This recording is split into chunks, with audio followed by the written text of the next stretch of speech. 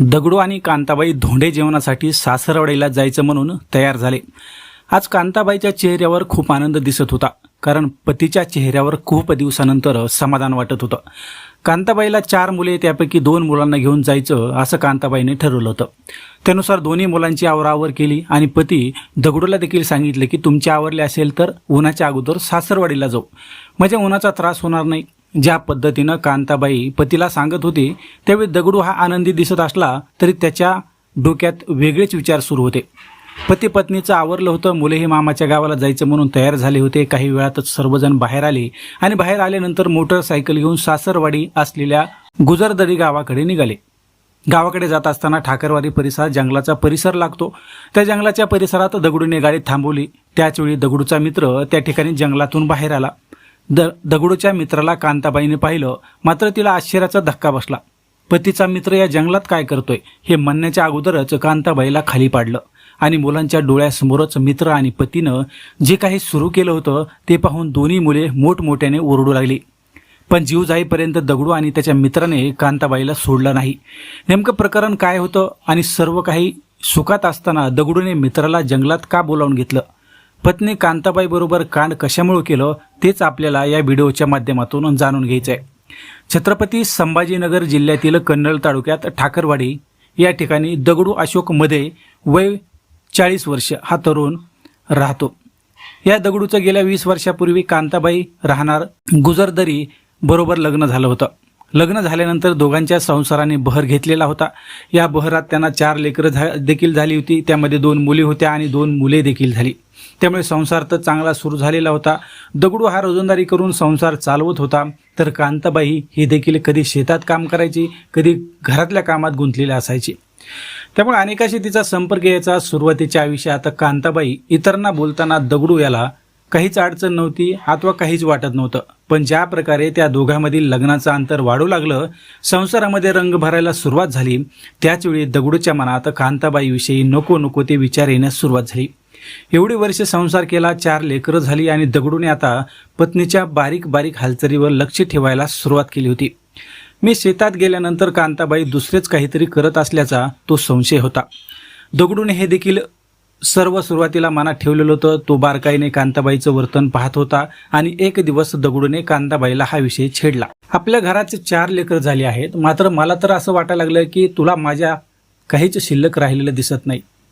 कांताबाईने हे सर्व हसण्यावर नेलं, पण आग लागली होती दगडूच्या डोक्यात. कांताबाईचं हसणं दगडूच्या जिव्हारी लागायला सुरुवात झाली होती. कांताबाई हसते म्हणजे तिच्या आयुष्यात दुसऱ्या कोणीतरी एक प्रवेश केलेलाच आहे. घरात सुद्धा कांता आपल्याला महत्त्व देत नाही. 4 लेकरांमध्ये ती गुंतलेली असते.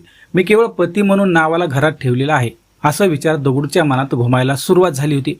प्रत्येक दिवस वाढत असलेला संशय दगडूला शांत बसून देत नव्हता. कधी मुलासमोर तर कधी एकांत भेटला की तो कांताबाईच्या चारित्र्यावर संशय घ्यायचा. ज्या गोष्टीचा त्याच्या मनात भीती होती ती गोष्ट आणि त्या व्यक्तीचं नाव कांताबाई जोपर्यंत सांगत नाही तोपर्यंत शांतच बसायचं नाही, असं दगडूने ठरवलं होतं. कधी ना कधीतरी कांताबाईच्या तोंडातून त्या परपुरुषाचं नाव निघेल आणि दगडूला अपेक्षा तीच होती की एक दिवस तो येणार. प्रत्येक दिवस दगडूचं डोकं गरम होऊ लागलं होतं, पण कांताबाई काही खोलायला तयार नव्हती. तिला माहिती होतं की दगडू हा आपल्यावर आरोप करतोय, संशय घेतोय. जर गावात काहीच नाही तर विनाकारण आरोप सहन कशामुळे करायचे, याविषयी तिने माहेरी देखील सांगितलं. त्यानंतर काही दिवस दगडू शांत बसला, मात्र मनात असलेली गाठ सुटायला काही तयार नव्हती. कांताबाई देखील आता रागात आलेली होती. विनाकारण दगडू आपल्यावर संशय घेतो याचा तिला देखील कंटाळा आलेला होता. त्यामुळे कांताबाईने दगडूच्या शब्दाला शब्द द्यायचं ठरवलं. त्यामुळे 2-4 दिवसाला दगडू आणि कांताबाई यांच्यात कडाक्याचं भांडण सुरू व्हायचं. जो काही प्रकार सुरू होता हे मुलांना तर काही लक्षात येत नव्हतं. त्यामुळे शेजारचे लोक मध्यस्थी करून हे भांडण मिटवायचे. कांताबाईच्या या वर्तनामुळे माझी गावात बदनामी होईल, सध्या चर्चाही सुरू झाली आहे, असं दगडू मनातली मनात ठरवत होता. माझ्या आयुष्यात आता कांताबाई नकोच म्हणून दगडूने 3 जून 2026 रोजी सकाळी 9:30च्या सुमारास एक प्लॅन आखला. सध्या धोंड्याचा महिना सुरू आहे, या निमित्तानं सासरवाडीला जायचं म्हणून दगडूने त्याच्या मित्राशी संपर्क केला. त्याला सर्व प्लॅन सांगितला आणि पत्नी कांताबाई आणि आपल्या 2 मुलांना दुचाकीवर बसवलं आणि गुजरदरी या आपल्या सासरवाडीला जाण्यासाठी तो निघाला. पत्नीला वाटलं की नेहमीप्रमाणे आपण माहेरी जात आहोत, पण तिला कल्पनाही नव्हती की हा तिचा शेवटचा प्रवास असणार. गावापासून काही अंतरावर एक घनदाट जंगल लागतं. त्या जंगलाच्या परिसरात आजूबाजूला कोणतीही वस्ती नाही अथवा कोणतीही प्रकारची रहदारी देखील नाही. अशा ठिकाणी दगडूने अचानक आपली दुचाकी रस्त्याच्या कडेला थांबवली. गाडी थांबवल्यानंतर दोन्ही मुलांना गाडीवरून खाली उतरवलं.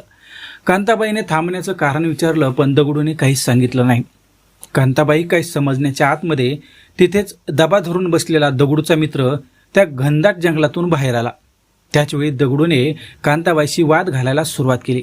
तुला वाटत असेल की मला काहीच माहीत नाही, पण तुझे जे काही संबंध सुरू आहेत त्याची मला पूर्णपणे खात्री पटलेली आहे, असं म्हणताच दगडूने कांताबाईला खाली पाडलं आणि दगडूच्या मित्राने कांताबाईचे पाय धरले. बाजूलाच दोन मुले उभे होती. ते मोठमोठ्याने रडायला सुरुवात झाली होती. त्यांना हे काही कळत नव्हतं. त्यांनी दगडूला विरोध करायला सुरुवात केला, पण त्या लहान मुलांची ताकद बापाच्या ताकदीपुढे कमी पडली. कांताबाई जीवांच्या आकांताने ओरडत होत्या. मुलं रडत होती, पण त्यांना राधमाला दया आली नाही. दगडूने दोरीने कांताबाई यांचा गळा आवळला. श्वास कोंडल्यामुळं आणि गळा आवळल्यामुळं कांताबाईचा जागीच मृत्यू झाला. दगडूच्या मनासारखं इथे सर्व काही झालं होतं. पत्नीचा जीव गेल्यानंतर शेवटी दगडू याने पळून जाणं अपेक्षित होतं. मात्र दगडूने वेगळाच निर्णय घेतला. तो आपल्या रडणाऱ्या मुलांना घेऊन थेट कन्नड ग्रामीण पोलीस ठाण्यात पोहोचला. तिथे पोलीस ठाण्याचा दरवाजा त्याने उघडला. आतमध्ये गेला. पोलिसाला म्हणाला की मी माझ्या पत्नीचा खून केलाय, मला अटक करा. या शब्दाने उपस्थित ज्या ठिकाणी जे कर्मचारी होते, पोलीस कर्मचारी, ते हादरून गेले. कारण दगडू त्याच्या दोन्ही मुलांना घेऊन त्या पोलिसात आलेला होता. गुन्हा केल्याची कबुली देखील त्याने दिली होती. पण एका बापाने आपल्याच पत्नीला मुलासमोर संपवल्याचं ऐकून पोलिसांनाही धक्का बसला. कन्नड ग्रामीण पोलिसांनी तात्काळ गुन्हा दाखल करून घटनास्थळ गाठलं. पती दगडू मध्ये याला अटक केली आणि चारित्र्याच्या एका खोट्या संशयाने एका निष्पाप महिलेचा बळी गेला. या ठिकाणी एका महिलेचा बळीच गेला नाही, तर 4 मुलांना आपल्या आईच्या छत्रापासून कायमचं पुरकं व्हावं लागलं. पोलीस आता दगडूच्या त्या फरार साथीदाराचा आणि हत्येमागील संपूर्ण कटाचा तपास करत आहेत. मित्रांनो, पोटच्या 2 मुलासमोर आईचा गळा आवळणाऱ्या त्या नराधमपतीला कायद्यानं शिक्षा दिली पाहिजे. परंतु ज्या पद्धतीनं त्याच्या मनामध्ये संशयाचं भूत निर्माण झालेलं होतं, ते भूत काही शेवटपर्यंत उतरलं नाही.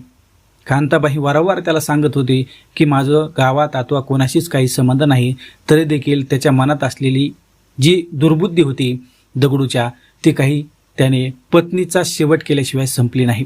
मात्र मित्रांनो, कमेंटमध्ये तुमची प्रतिक्रिया नक्की सांगा. क्राईम जगातील अशा खऱ्या आणि डोळ्या उघडणाऱ्या स्टोरीज पाहण्यासाठी आपल्या चॅनलला लाईक आणि सबस्क्राईब करायला विसरू नका.